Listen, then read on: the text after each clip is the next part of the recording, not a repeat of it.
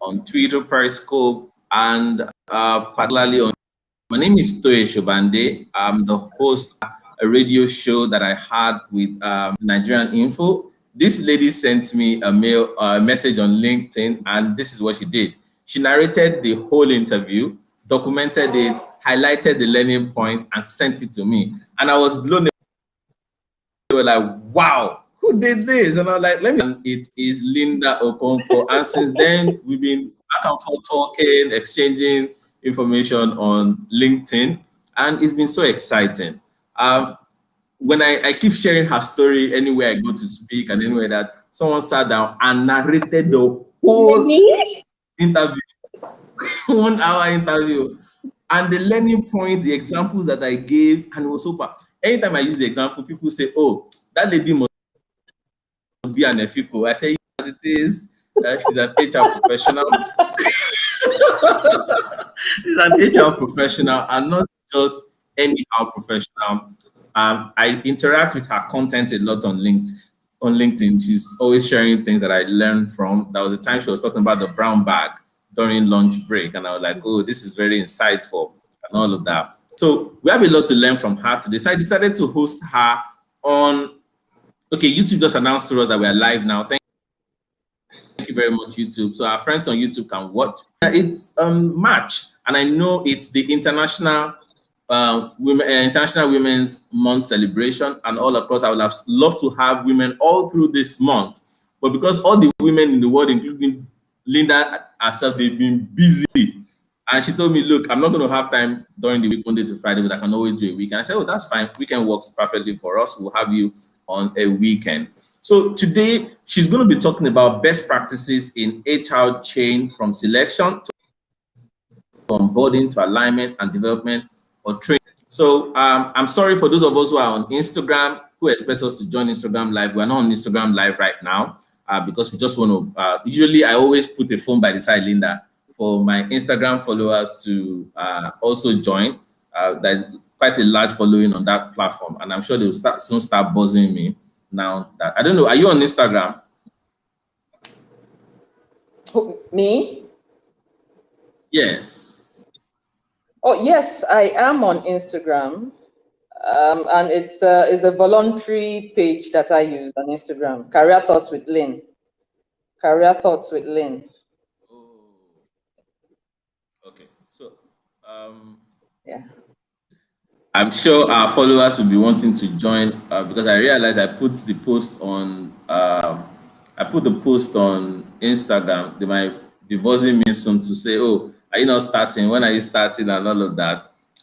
You can WhatsApp the link to me if I can, and if your phone is charged, we can place it by cyber. But if that's not the case, but let's just that is here right now. You can see she's she reminds me of the principal, head of school. You know, when you say the head of school, when you say, "Oh, our principal, our head teacher," that's what Linda reminds me of. So, she's going to be sharing from a professional perspective, and I'm going to be listening, and I'm going to be asking questions where I need to ask questions. I'm not going to be. If you have any questions for Linda or myself, you can message us, and you can chat with us. Then we'll take it off from there. So, Linda, tell us about you. Introduce yourself to the audience. Okay, thank you very much, Toye. It's so good to be here with you. I really appreciate this opportunity, and thank you very much, viewer.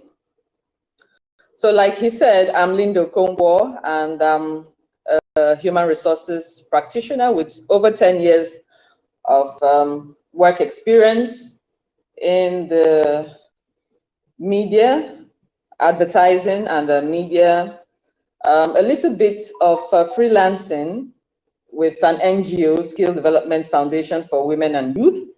And I am also in the manufacturing sector. I also have experience in the manufacturing sector, in the healthcare sector. I'm very much interested in recruitment and selection.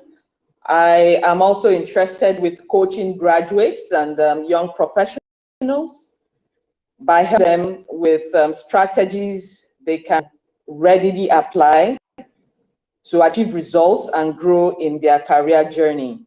So I do, there's a voluntary work I do with Talent Hub and Career Thoughts with Lynn, where we coach the graduates, we coach young professionals on how to gain skills, how to acquire skills, to gain employment, and to stay on the job and grow on the job.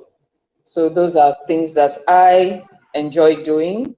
I love to travel and learn culture. I'm very particular about culture, getting to interact with human beings, getting to know how culture, getting to learn culture of different people. Entirely, that is what I enjoy doing. Thank you very much. So today we'll be culture, organizational culture. Okay. But mine is not about organizational culture per se. Mine is not about organizational culture per se.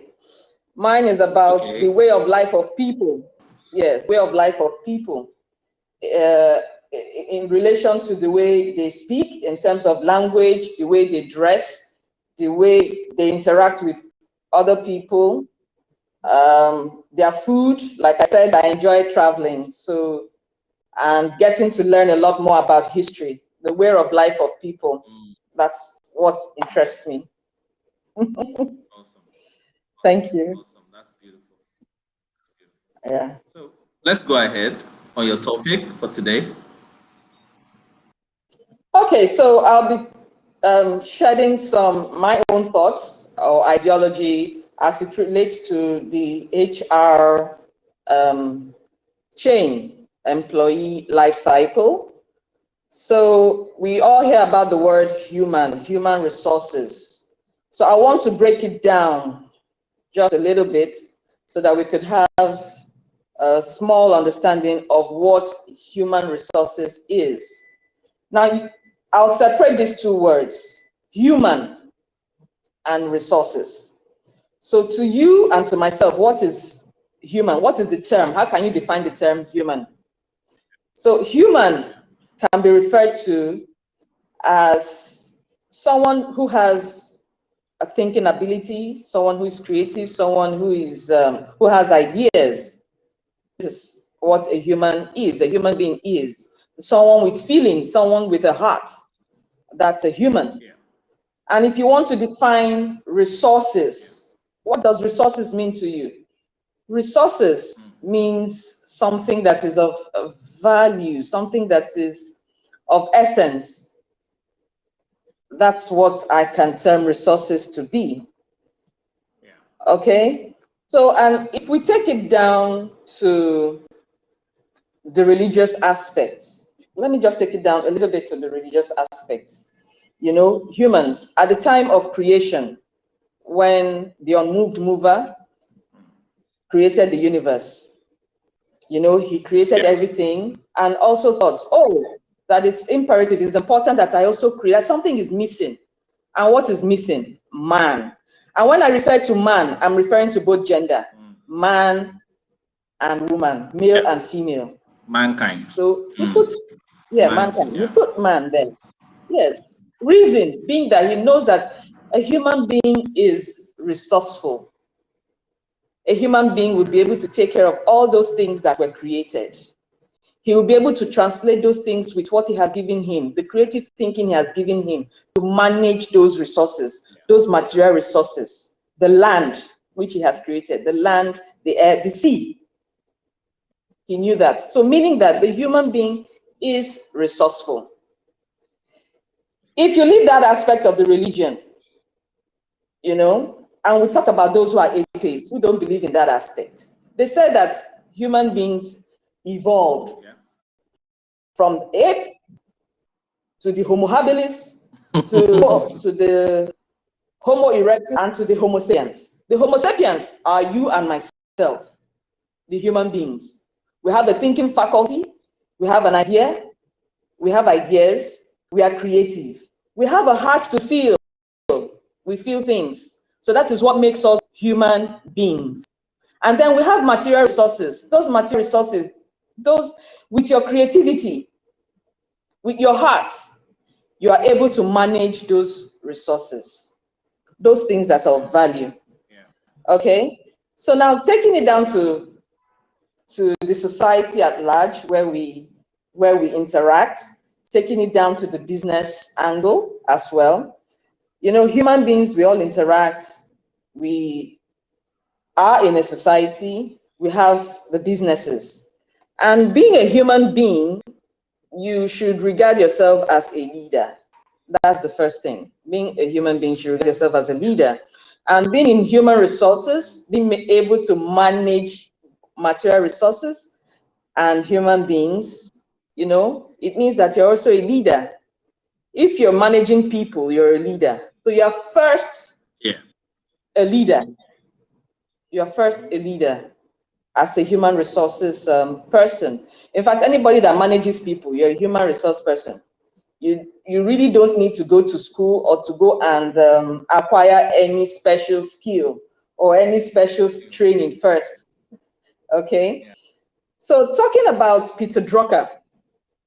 Peter Drucker, I think in one of his works, that was in 1954, he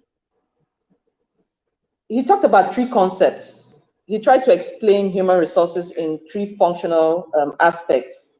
He talked about human resources as a business, as a functional business, as managing as managing a business, managing managers, and managing the workers and their work.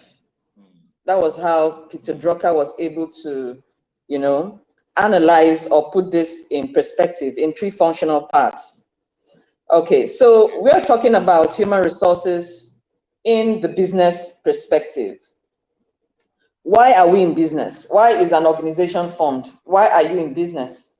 So I think being in business actually is to grow a business, make profit, and save cost. And who makes up the business? Who makes up the society? Who makes up an organization? It is yourself and myself. We as human beings, we make up an organization. We are the heartbeat of an organization. And believe me, human beings, we have our own challenges, and managing people is not an easy one. It's really not easy. So in the HR chain, it isn't. So in the HR chain, you know, you have the recruitment and selection, whereby we have to attract people. You need to attract people. You need to attract these job seekers. You need to attract people in the job space. And by doing so, you know, you also need to look at the remuneration, how competitive your remuneration or what your offering is in that particular organization or in that industry, or as it relates to that job role. So after attracting this person, the onus also lies on you to retain this individual, to retain this employee. However, at the recruitment stage is not as easy as we think. So there are rigorous procedures that need to take place. You know, you have the psychometric tests, you have the practical tests, you have the emotional intelligence tests that you put across, just to ensure that you're getting the right fit that will fit into that organization and will align with your culture, align with your vision and your mission. So the recruitment stage sometimes is not as easy as we think. And it's also a cost. It's actually a cost getting these people, you know, to work with you.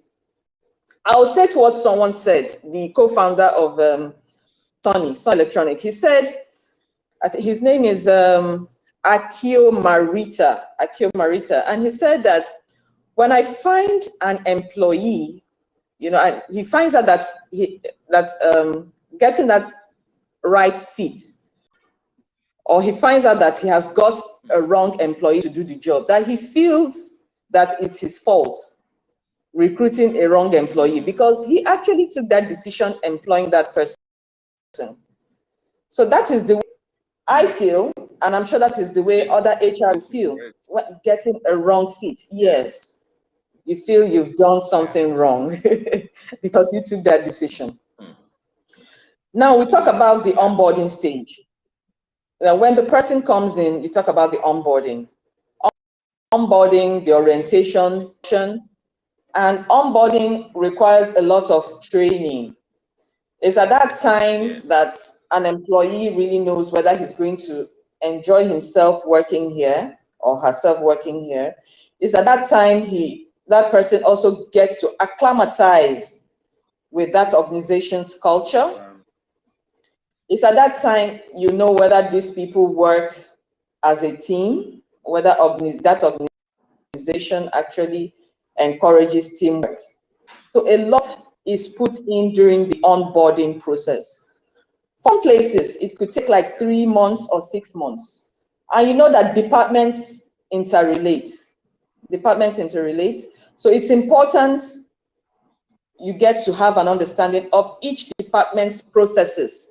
It could take like 2 weeks or 3 weeks to get that training from each department and to know their functional parts, how they interrelate. Because someone's input can be your own output. Your own output is your own input. And why are we in the organization? Like I said, is to make profit, is to remain in business, and is to grow the organization. So that's about the onboarding stage. Onboarding stage is very, very important. And you can also during the onboarding stage too, you can also assess the training, which could last for like 3 months or 6 months during the onboarding stage. And you know that during that period too, at the time you come in, appraisal starts. And you also have 6 months down the line for confirmation. You have 6 months down the line for confirmation. So there is a lot of feedback mechanism that needs to be put in place during that 6 months the employee is, that new hire has been employed. So you can put in a lot of mechanisms, feedback mechanisms. And like we say that feedback is the breakfast of champions, as we rightly know. So you can put in feedback such as creating a form. You can do like, you can create a form to assess, to assess the individual before his 6 months probation elapses, such as that form could also help the employer know the areas they are lacking in and areas where they can help that new hire perform on his or her job functions. Yes, so the onboarding stage is very, very important. Providing the workspace, providing the tools, providing adequate, benefits for the person to remain, and welfare and benefits for the person to get engaged and retain such an employee is very, very important. So after that stage of the onboarding and aligning with company's culture, you also have the developmental stage. Some people call it training, but I decide to call it development. For me, training to me is teaching someone something he doesn't know. So I'll take us back. So even if you're a greenhorn, you haven't got any on-the-job experience. To me, I feel you have been trained in school. You've been trained in school. So even if you're going to interact, communication is a skill, is something that you have been trained to do right from your nursery school. Communicating in any language. So you've been trained. You already know how to read and write. You've been trained. Even if you cannot read, even if you can't write, but at least you can communicate for the other person to understand. So to me, I'd rather use the word developing. So you're learning, you're also unlearning. So at that developmental stage, you also engage the person. You send such for some training to upskill, to and enhance their skills on the job. Yes, at that stage. Then you talk about, you now talk about performance.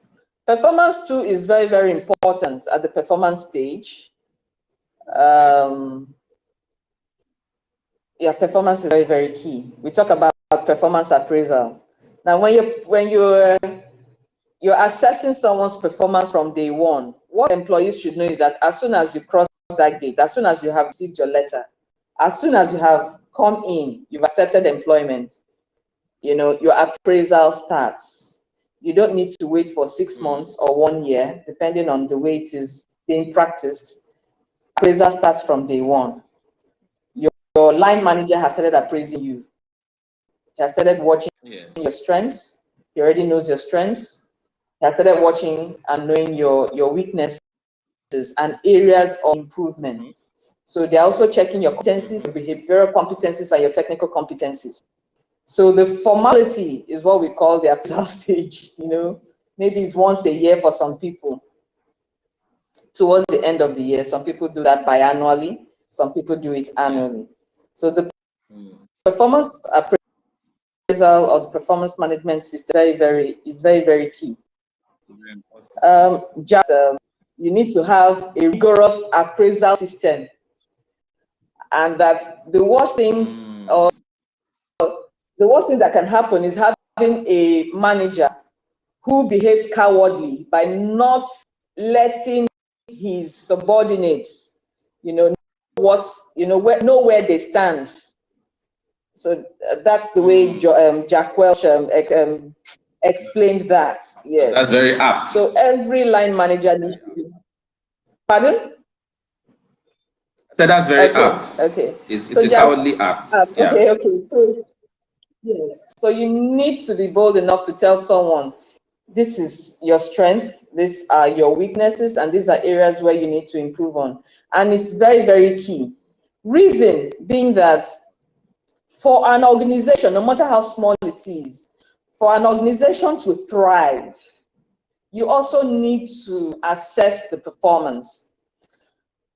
And who is working in the organization is yourself and myself, the human beings in this organization. So we need to assess how we are working. We need to assess, yes, that the job description given to us, the KPIs that have been set, are we actually meeting up with our targets, or have we surpassed our targets?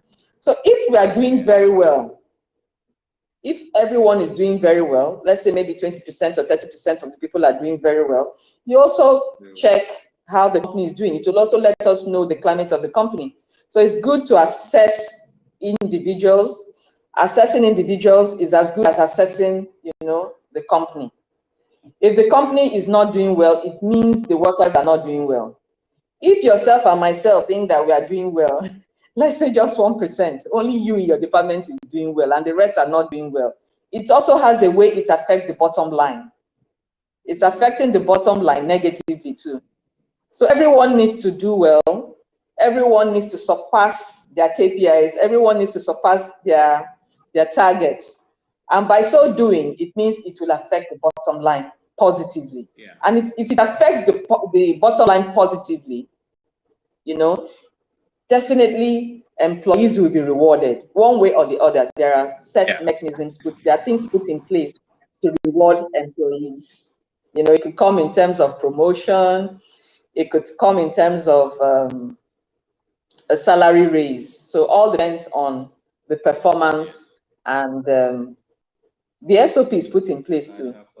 The processes put in place, the policies put in place. So performance is very, very key. Like I said, that feedback is the breakfast of champions. Feedback. So it's good that within a year or biannually or annually, feedback is given. We assess everybody's performance, individual performance and organizational performance. So after that, after looking at performance, if it's good, then the reward comes in. And reward is key. Reward is key. It has a way of raising the morale of individuals, of employees. It has a way of motivating employees as well. Employees, yeah. Then there is a last one, and the last one too in the chain, the HR chain, is the exit process. Just as an employee was attracted to come in and get hired, the exit process is very, very key. When an employee is resigning or an employee is retiring, I don't want to talk about termination or dismissal, maybe for one thing or the other, or for any disciplinary action, someone is terminated or someone is dismissed. Now, talking about people who retire, people who resign, you know, these people have worked with you, they know the in and out. So it's also good to get feedback from them, to get to understand why they are leaving. It's also a learning process. You get to learn from them, you get to know areas that need to be improved in that company or areas that need to be improved in the organization. So that feedback it goes two ways, so that you also get to learn. The employer also gets to learn on areas that need to be improved and find a way to make adjustments. It's also a way to learn for the person exiting the system too. And just like I said, when you attracted someone coming in, when the person is leaving, it's not a time to witch hunt the person.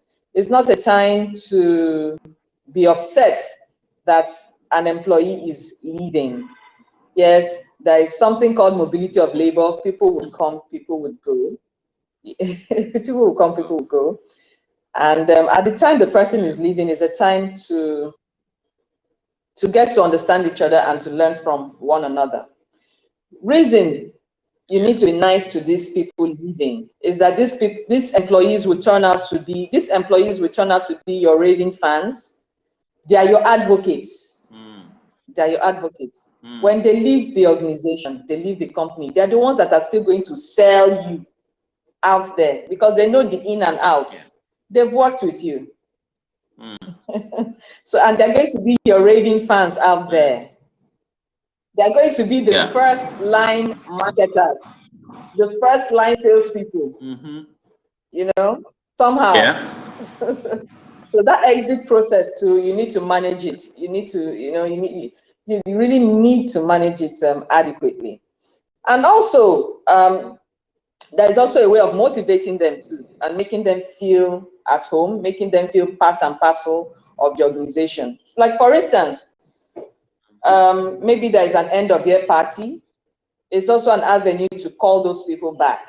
I mean, invite them. That's what I mean. Invite them for the end of year party because they form part of the family as well. Yes, they're part and parcel of you. Awesome. You invite them. Yeah. So it's a way of motivating these people too, and engaging them too. So you don't feel that, oh, he has resigned, he has gone, goodbye. No. He or she is still part and parcel of the organization. That's a very powerful one. Yeah. That's a very powerful one. I'm just thinking of it, that the places where I've worked, I'm thinking, have I, maybe except one place, have I really been invited over to come back for a Christmas party or something, you know? That's a very powerful one. And that's very instructive for employers of labor and for HR professionals to take note of. Thank you. It is. It is. It is. It is. Thank you too. So that's all about the exits and the exit stage actually in the HR employee life cycle, the employee life cycle or the HR value chain. Yeah. So we have the recruitment, the learning and development, performance management, reward, and the exit process. So I don't know if there's another thing. You want to ask questions? Yeah, I'm allowing you flow.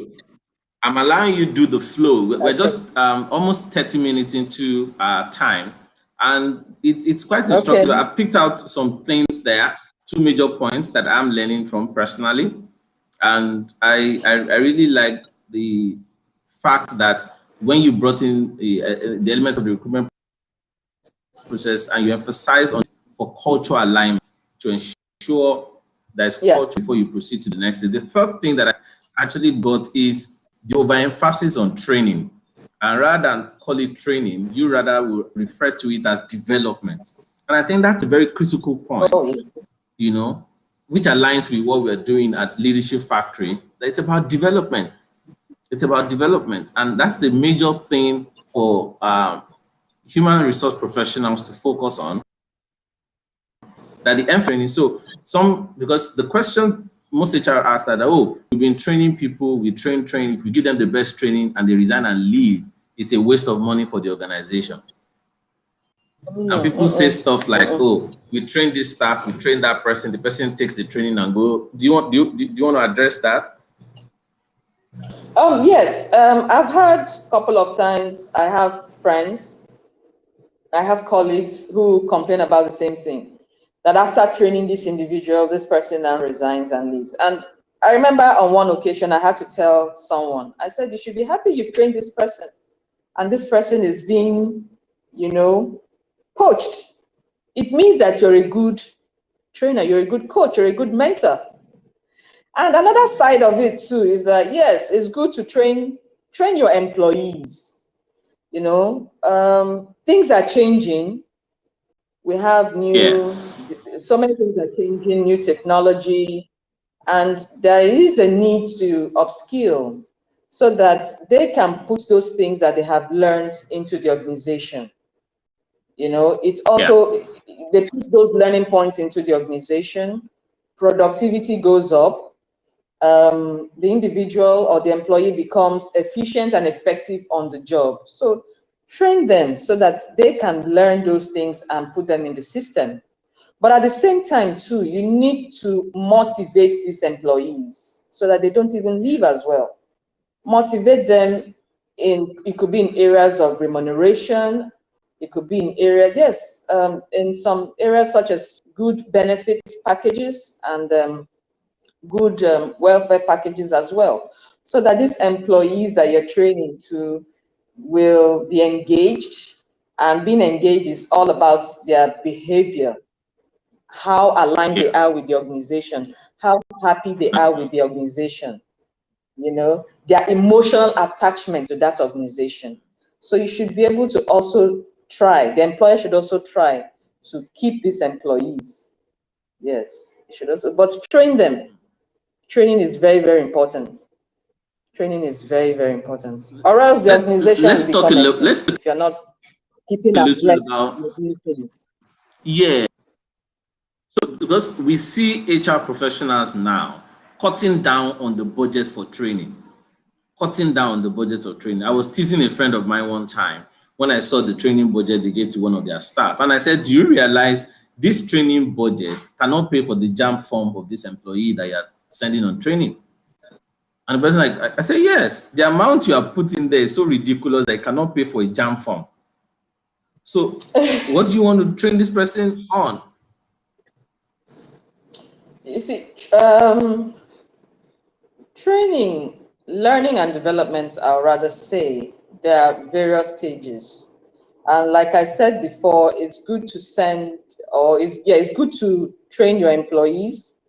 And without training, they don't keep abreast with new development on the job. In the industry. And yes, and in the industry. Now, yes, training is not that, it's not cheap. It doesn't come in cheap, actually. However, I wouldn't blame employers for cutting down on the training budgets, because sometimes they don't see, the organization or the company wants to see figures. They want to see the figures in Naira and Kobo, but they're not seeing it. So there are different ways, you can also help with the budget. Let me talk about the budget in that aspect. There are some courses you could see that could benefit maybe a whole department, or a department and another department that interrelate. It can be something that you could do in-house. It could be even a line manager who is vast in that area, and then he takes it up.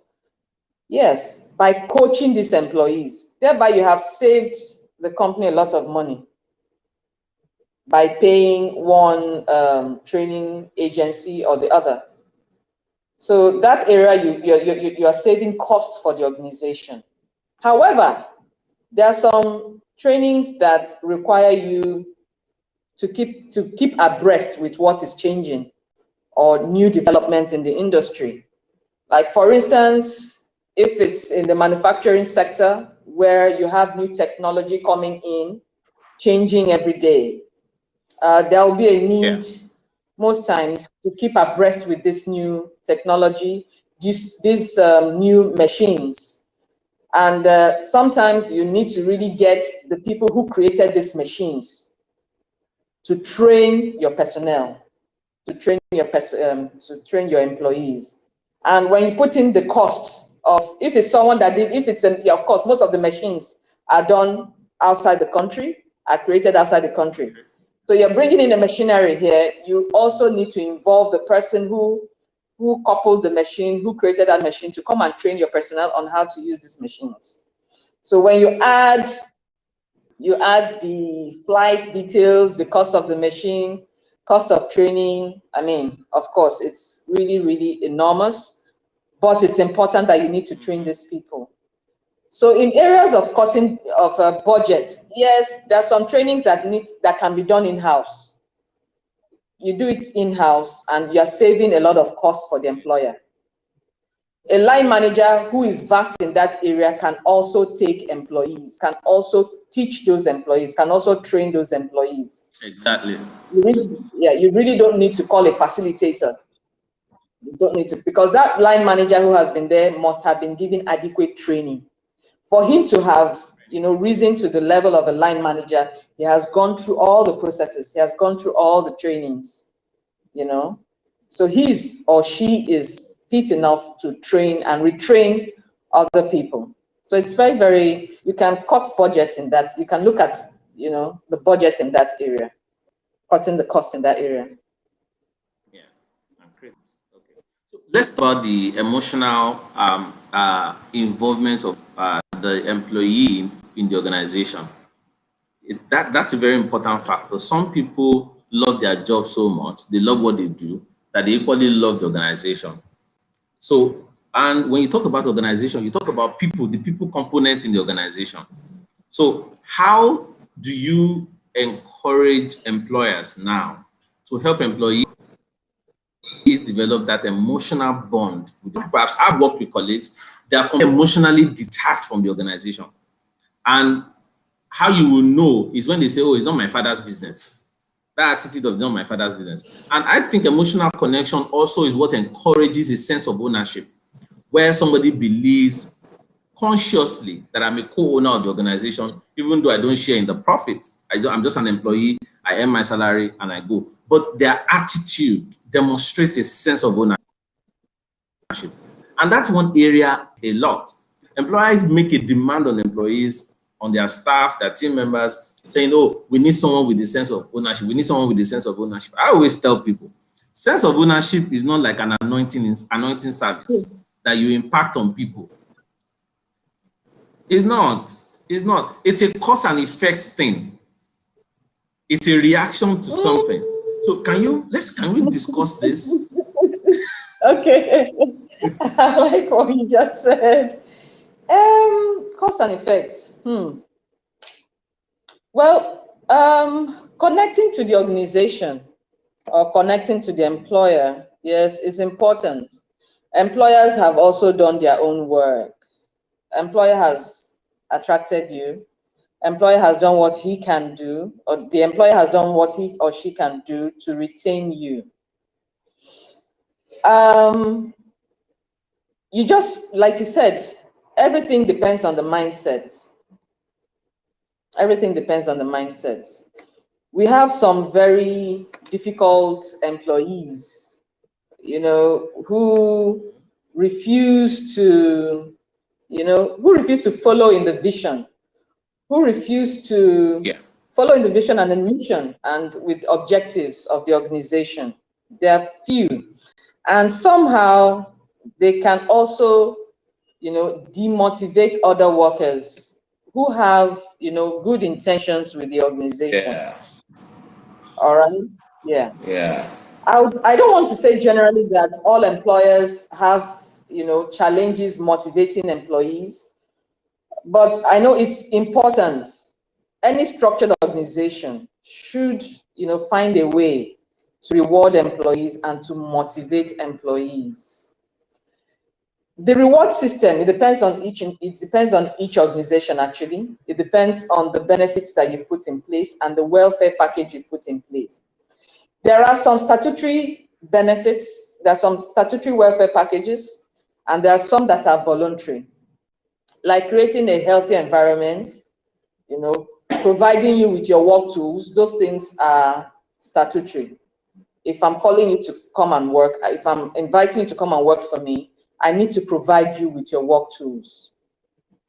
And then there are other voluntary things, such as providing staff bus for individuals, providing a first aid kit, providing wedding benefits, birthday benefits. So all those things add to employee morale. It has a way of increasing employee morale. It has a way of engaging the employee. And like I said, engagement has a lot to do with, your emotional attachment to the organization. So yes, so if organizations can do this, or if the employers can do this, no matter how little those welfare benefits are, the employees have a sense of belonging. Some employers also do profit sharing. So it gives the employee Yes. a sense of belonging. Yes, that, oh, he's part and she and he is part and parcel of this organization. And we lay down their life for that company or for that organization. Yes. So welfare, yes, like you said, is a two-way thing. Is a cost and effect thing. Employers should do their own part. And employees, yes, employees too. We have employees too that complain. No matter how you try, But much you do. some employees will always complain. And if Yes. you find out, yes, and that's why the line manager should know his subordinates or her subordinates. We have those difficult ones who will always complain, and that attitude is not good. That, after all, is in my father's company. And then, I've seen people say that, I've heard people say that, and that attitude isn't good at all. Put in your best professionally. I have a mentor who will speak. This person is a CEO somewhere, and she will say, she tells her employees, and she'll say that, see, even if your line managers are not rewarding you, we are not rewarding you, although there's a reward system in place. But she'll advise, she'll say, please still put in your best, motivate yourself from within, but that it is God that still rewards people. So even what I'm trying to say is this: still put in your best and work professionally, do your work professionally. Somehow it pays off at the long run. I don't believe in, no matter how things may be, personally, I don't believe in saying it's not my father's business or it's not my business. I still put in the Yes. little I can do. Like I said before, I said, for the fact that you're a human being on this planet Earth, you are a leader in your own right. You're a leader in your own way. So if someone has invited you to come and work for him or her, your employer has attracted you to come and work, put in your own best. Take ownership of your job. You've been given your job description. So take responsibility for it and show that you are also accountable for it. When you do well on the job, you want to take the praise. You're happy taking the praises. And when there is a mistake, you should be confident enough or bold enough to take the criticisms. So that is where accountability comes in as well. Yeah, when you're asked who made this mistake, you should be bold enough to say, okay, I made this mistake. Okay, and this is what I'm going to learn. These are the learning points I'm going to take from this mistake so that it doesn't repeat itself.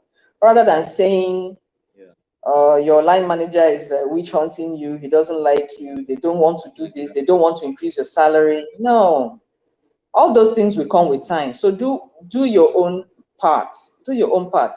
When it comes to terms of reward, it comes to terms of performance. You see, I'm going to give you an analogy. There are two people. There are two persons. Person A, let's say John and Johnson, or John and Jack. Jack and John. Let me say Jack and John. They came in the same day. They were employed the same day. They resumed the same day. They were given induction the same day. You understand? And then this line manager asked Jack, please go and find out the price of this watermelon. How much go and find out where they sell watermelon and how much watermelon is. And then Jack comes back and tells his line manager, sir, I checked just down the street there and they're selling watermelon for 1,250. Okay, that's all. And then line manager now sends John to go find out. You know, these people came the same day, they resumed the same day. And maybe they're even earning the same salary, they're on the same grade level. Fine. Now, I said Jack and then John now goes out along the street and finds out that, okay, they have the large watermelon for 1,250. The smaller one is for like 900 naira. He gets that. He also finds out that, oh, there is watermelon juice. They also have watermelon juice. They have the person selling has watermelon juice. The person also has maybe watermelon flavored water, things like that, you know, and comes back, you know, comes back to the boss and says, sir, that I checked the price. They have the big watermelon for 1,250. There's a smaller one for 900 naira. And he also discovered, he's telling his boss what he discovered too, that he found out that seller there also has watermelon juice, has watermelon flavored water, maybe also has watermelon cake and things like that.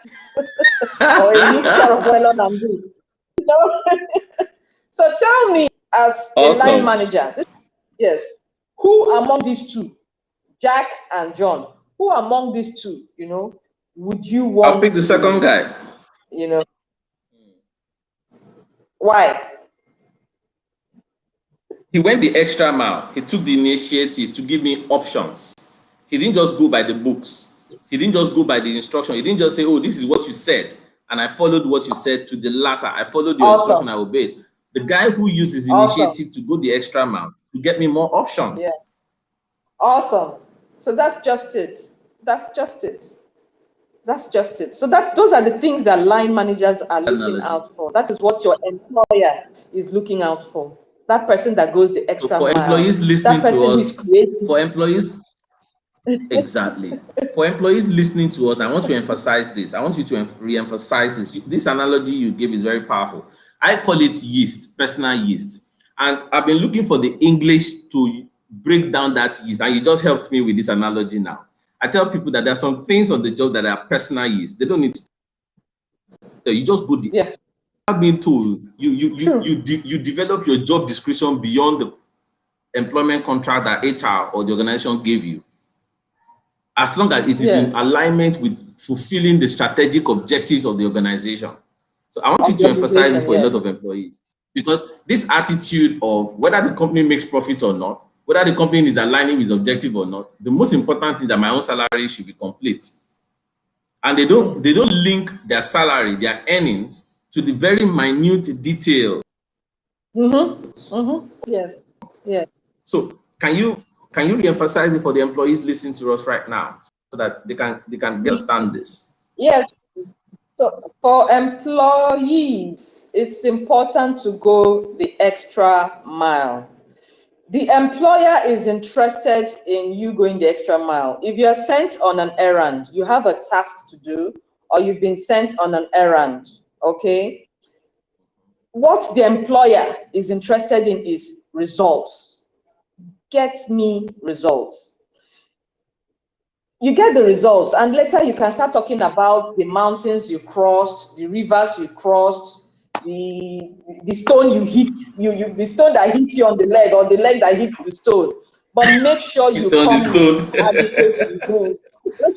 And then you can start Awesome. telling the stories, you know. Later. You know, so, and you need to be creative. Awesome. You need to be creative at all times. Yeah. So creativity is also very, very important. It's important too. Yeah. Talk about, I have two questions because we have 10 more minutes to go. I have two questions. Creativity. It's a major job requirement these days, especially in the 21st century. The first question is on sense of entitlement. When we're talking about emotional engagement, where some people are not naturally emotionally engaged, they're always complaining, always complaining. And I narrow it down to something, a sense of entitlement. Why do employees feel to receive certain benefits, even though the organization may say that these benefits are attached to performance? Two, these benefits are attached to the financial state of the organization per time. That means it is not absolute. True. If the organization was expecting to make 50% of profit, but we did not meet up with 50% of profit, we only made 25% of profit. By so doing, I cannot meet up with the promise of certain benefits because we did not meet up with our target profit margin. Conditions to it. Some employees are not mindful of all of this. They're not even thinking of it. They just have this sense of entitlement. They say, oh, on my job, I'm doing this, what I'm doing this, I'm doing that, I'm doing that. Then my counterpart who is not doing as much as me, is in so industry, is earning much more than me in that industry, is anymore. So how do we address this sense of entitlement, especially when it comes to compensations and benefits for employees? And I'll go back to myself. Feedback. Okay, feedback is very, very important. Feedback is very important, and at the time of recruitment as well, at the time of recruitment, it's also important to let these employees, these new hires, know what their benefits are. Let them know what they're entitled to. Let them know. Let them also know the feedback mechanism is important. Let them also know you have a policy, you have a reward policy, or you have a reward SOP, you have an appraisal policy, you have an appraisal SOP. So at the time somebody comes in and is being assessed, okay, he or she should know that, okay, after this assessment or after this appraisal period, maybe if you have an A means that, okay, maybe you are within 100% or you have surpassed your targets, maybe on 110.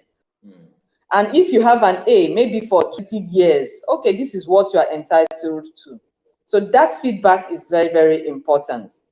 If you've had a B during the assessment period, staff, your employees are supposed to communicate. They're supposed to know that you've had a B for maybe 2 consecutive years or 3 consecutive, depends on the organization and their policy. Okay, you're supposed to move to the next stage. It could be a promotion, or it could just be one step of movement to the next level.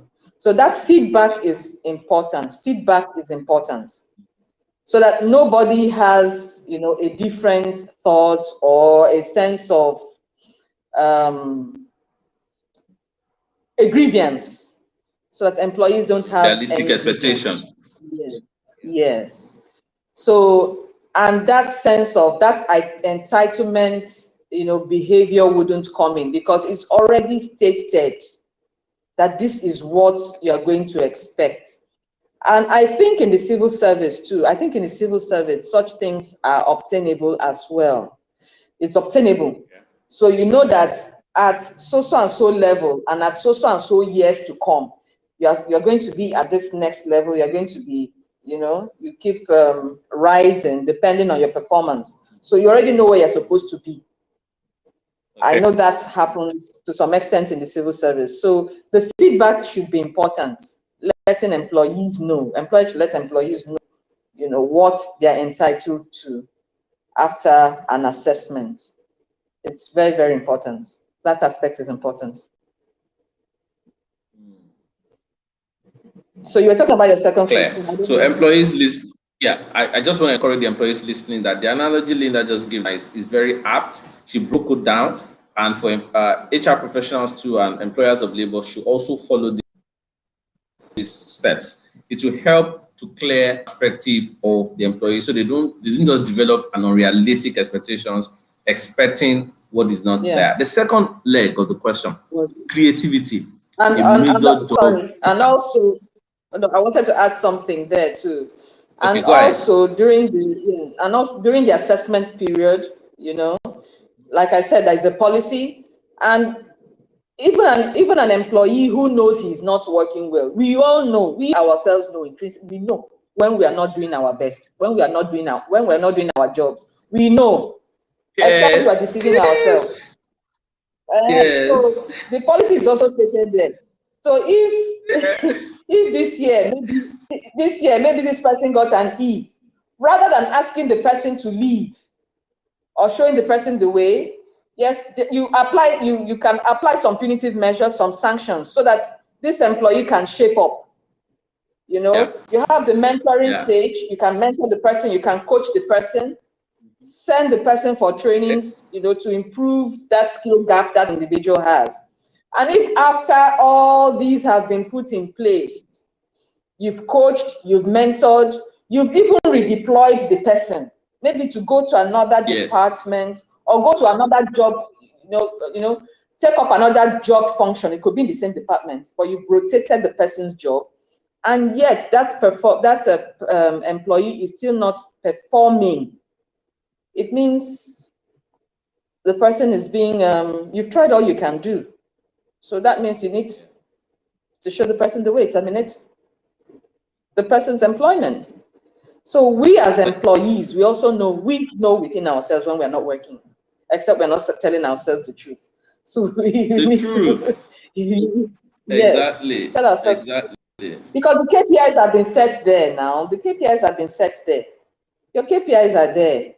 And you've agreed the weighting scores with your line manager. You have your data. You have your data to buttress what tasks have been given to you. You analyze it. You have your matrix. You will see even before the appraisal period. You already see where you are. You see where you are. Yeah. Yes. True. Very true. Very, very true. Very, very true. Yeah. Creativity now. It's at all levels. Oh yes, creativity. Both for the employer, for the employees first. Creativity. It's a major job requirement in the 21st century now. What do you have to say about that? It's usually not contained in the engagement letters for most organizations when they engage retirees, that recruits or hirees. Nobody says it. But people should know that today's job requires you to be creative no matter what you are doing. Whether you're an accountant, you're a supply chain professional, there is an element. How are you, encouraging that with, hires and employees in the organization? How do you encourage that? Okay, I would say that places where I've worked before and where I am currently, with the experience I've had, we tend to encourage employees being creative. And I keep talking about feedback mechanism. Employees should be encouraged, to give suggestions. Okay. Give suggestions. Yes. And the first thing I said is an organization is set to make profits. So you as an individual, when you come in, align yourself with the company's objectives. Get to know, okay, they brought me into this, I was employed. You were employed to come and add value. You were employed to come and make a difference. That is what you should have at the back of your mind.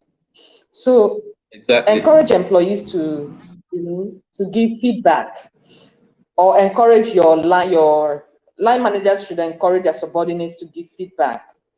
It could be in areas it could be in the business area. Maybe you find out that your competitors, because there's always a competition. Every day somebody is coming up, you have a competitor. Yes.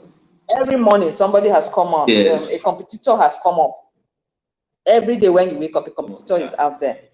So it could be in the line of business, to find out or to give suggestions on how you can improve the business efficiency, and so that you Yes. can, in the same space and same Yes. market with your competitors. So, like for me, I would advise that sometimes you could have like a talent competition. You could have like a talent competition where employees are encouraged to give ideas, and these ideas need practical. I've been involved in one at some point or the other many years ago, where Awesome. yes, Awesome.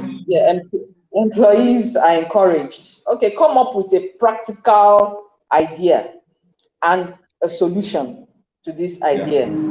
The company will sponsor you. If it's monetarily, they will back you, they will encourage you. So just come up with it. And let us also see, the cost implication, the cost benefits to that idea you're bringing in. Yes, the How cost benefit. effective is it going to be? Yes, how cost effective is it going to be to the organization, and how would it improve, on the business at the bottom line? How will it also improve efficiency and effectiveness? So there's been I've been involved in competitions like that, and HR champions that. That's why HR needs to find themselves on the board at all times. Make sure that you understand the business of the organization. So HR champions that with other departments, with other units, maybe people from the finance department, to also look at the cost benefits of that idea or that practical idea you want to come up with. Let's look at it. And with other departments too, who can also assess. I've done that a couple of times, HR, finance, and other units, other departments. So we now assess, looking at how important this thing is and how it's going to benefit the organization. And then we award prizes. A lot of people have, received, based on my past experience, and we're able to award people with even monetary cash prize and so many things. Yeah, so it encourages that creativity. You are interested in wanting to bring one idea or the other and to fly. Yeah. So that's how. Exactly. Yes. That And even like I in said, itself is creative.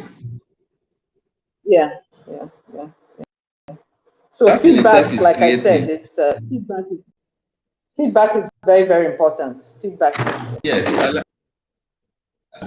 I like the way you approach it. I didn't see it like that, but this is awesome. Awesome for organizations to Okay. take note that to generate in creativity, because shutting down employees from giving feedback can kill the creative instinct in them, and say that, oh, Yes.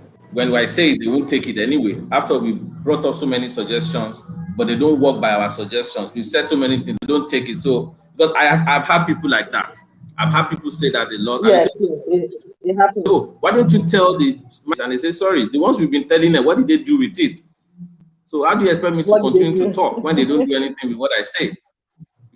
So organizations and the management staff members should take note of this. If you are in senior executive management in any organization you are in and you are watching this right now, it's a very important analogy Linda just gave us now about the importance of encouraging feedback. And like I said, feedback is the breakfast of champions. But feedback can Oh, be very yes. painful. It's painful. So how can we manage this pain? Because some people are rude in the way they give the feedback. They are not tactful about it. They are raw, and they say, "Oh, I'm saying the truth. I'm saying the truth." But even the Bible says you should express the truth in love. You have suggestion boxes. Suggestion It can boxes, be done open door anonymously. policies. Yes, anonymously. Yes, yes, yes. So that the person can actually, this employee can Awesome. actually air his voice or her voice. Yes. So it can be done anonymously. Yes. Fantastic. It's been a great time talking with you, Linda. It's been 5 minutes past 1. Right now, 1 hour, 5 minutes that we've been speaking. It's so much awesome. So just one last word, your leadership experiences. Just share with us your leadership experience. You know, because I'm a leadership expert and this is a leadership program and we are focused on development. Just as you're interested in development, we're focused on development. How did you evolve human resource professional, becoming a manager and becoming a leader? Share with us your leadership experiences. Oh, well, I would say it's grace and hard work too, and a lot of personal development. Taking a lot of learnings and from mentors, and taking a lot of learnings from mentors and my coach. I have a lot of coaches too. Okay. And also awesome coaching other people. Yeah. So that's fantastic. I like your insight. I like the way you narrow down issues and you break it down into pieces. You see why I call you the head teacher and headmaster or the principal. The reason why I call you that now. Okay, I see that. Thank you. You have a natural teaching gift. Thank you so very much, Linda. I like to cook. Thank you very much. You like to cook? Thank you. Oh, that's awesome. That's coach. Those are your hobbies, right? You like to coach? No, I said coach. Okay, talking about cooking. Yeah, I know, coach. Yeah, coaching is one of your passions. Did you say cooking or coaching? Okay. I'm saying cooking now. I said coaching before. I'm saying cooking now. What are your hobbies?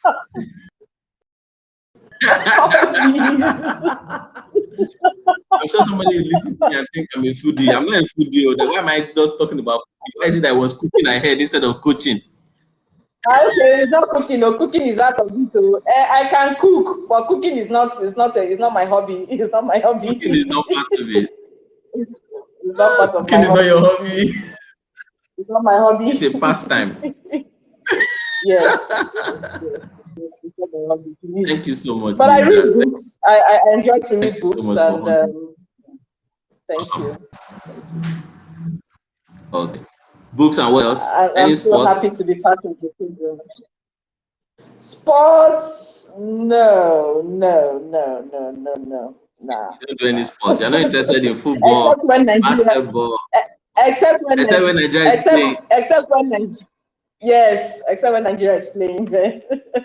If you know that Nigeria has had a very successful stint in football, we've been having a lot of heartbreaks. True.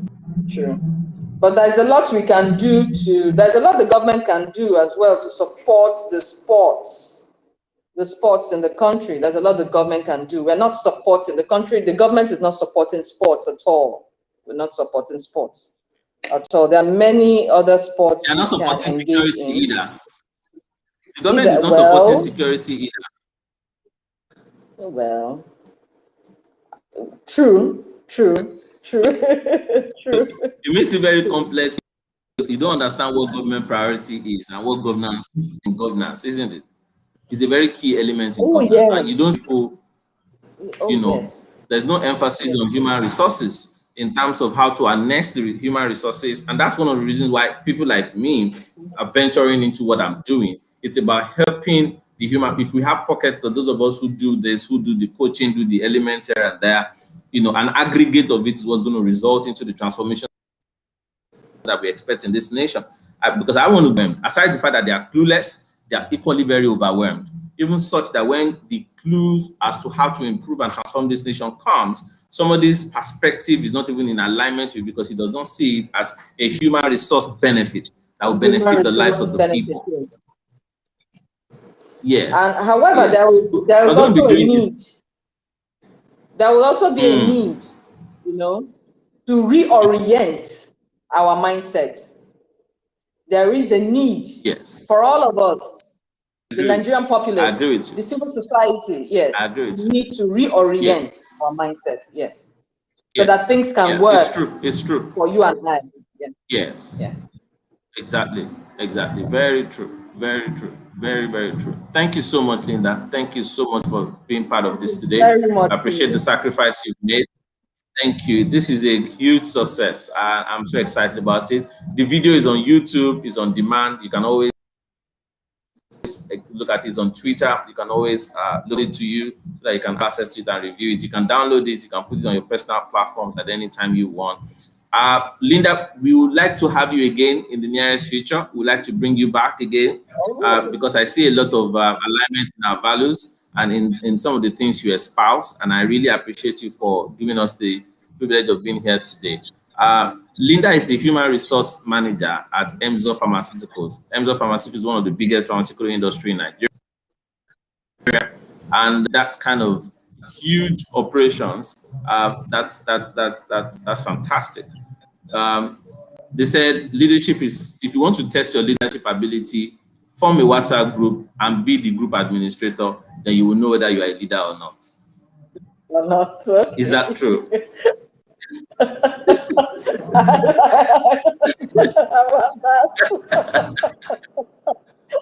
I'll try that. So have a wonderful weekend, Linda. Thank you so much, Toye. And thank you very much. I'm very glad to be part of this. Yeah, I'm very glad to be part of this. Thank you so much. And I look forward to more sessions with you. Yeah. Yes, please. Yes, okay, very soon. We're bringing you back. So once again, happy International Women's Month. We celebrate all the women all around the world listening to us. We celebrate you. We appreciate you. Thank you for bringing light to our world. Thank you for the spark, the brightness, the rainbow, the illumination you bring our way. We appreciate you so very much. God bless you. See you next week. I'll do the announcement on all my social media platforms of who our next guest is and what you just said. I wanted to add something. Go ahead. Yes, it's International Women's Day. Okay, go ahead. I mean, International Women's Month and Mother's Month. Yes, women are very, very important. Women bring life. You know, we bring forth life. Yes. We bring forth existence. Yes. You know, and by nature, women are caring. Women are caring, and that's intrinsic nature. Inherently, there's this care that comes naturally from women. And so it's important, you know, that women, even at the home front, you know, are given an opportunity. Yes, give women an opportunity to showcase themselves, to harness themselves, encourage women. And you find out that even in the organization, if you look at it in the business aspect in organizations, people want someone who is caring, someone who can empathize with them, someone who can feel what they're feeling. And if you check, you have more of females who are human resources practitioners. Okay. If you check. I was going to ask you that question. I decided to let it go. I wasn't sure how females. I was going to come out. How come we have resources? I was going to ask you that. So you have, so you have more women in human resources. The men are there too, but you have more women, and people are tilted to someone. So you know, an employer will tilted to someone who, you know, can feel what he's feeling, who has feelings, who can empathize with them. Yes, and who can also keep secrets. So human resource, who can keep that? When I mean secret, I mean confidentiality. Confidentiality. So if I come up to you with a problem, come to you with a challenge, you know, that person, that human resources person, you know, should learn to keep, you know, employees' information confidential. He has confided in you, she has confided in you, so you should keep such information confidential. So in order to breed trust, because whereby you're an HR person and you talk a lot, you babble a lot, I mean, nobody's going to trust you. So the HR person also serves as a guide, like a parent, you know, and like a priest, you know, who keeps information to himself. Confidentiality. Awesome. But Awesome. women, you know, Thank but you. we're everywhere. So thank you very much for the opportunity. Yes, yes. You just giving us something to look forward to having you back again with, especially those analysis you just gave about more women in HR practice. Maybe that's a topic for us to consider as a discussion when next we meet. So That's people fine. understand why it's that way. Yes. Awesome. Awesome. Fantastic. Fantastic. So exciting. Thank you so much, Linda. Thank you. Thank you. Thank you. Thank you very much. This Thank has been all the way. All the way. Thank you. you. So, like I introduced earlier, that Linda, I met Linda at formal or informal setting where I was a guest on a radio program, a primetime radio program in Lagos. And Linda, at the end of that program, sent me a note. And she sent a note summarizing everything that I said on that. Nobody had ever done that. It was so apt, so detailed, and she did not miss a point. And that kind of just aroused my interest. Who is this woman? This is awesome. And here she is. And since then, we've been interacting. I've been learning a lot, from her as we interact every now. It's been a fantastic experience. And she's here giving a lot of perspective, a lot of wisdom. I've learned a lot from her personally.